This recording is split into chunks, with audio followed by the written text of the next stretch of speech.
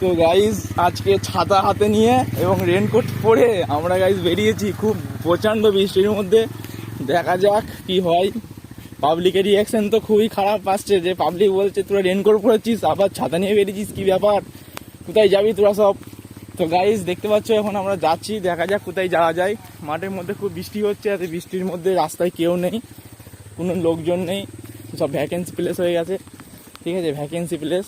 তো গাইজ তোমরা like subscribe করে দাও এবং ভাইকে সাপোর্ট করো।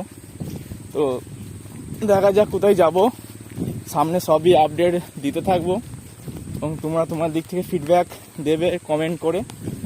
ঠিক আছে, তো দেখতে পাচ্ছি গাইজ প্রচুর রাস্তায় কাদার মধ্যে আজিমার রেনকোট পরেছে, আমি রেনকোট পরেছি। মানে এই সময় ফিলিংটা কি আসছে, সেই দার্জিলিংয়ে ঘোরার মতো ফিলিং আসছে, সেই পাহাড়ে হিলের মধ্যে যারা সব ঘোরে সব যায় ডুয়েট কাপেলরা, আমরা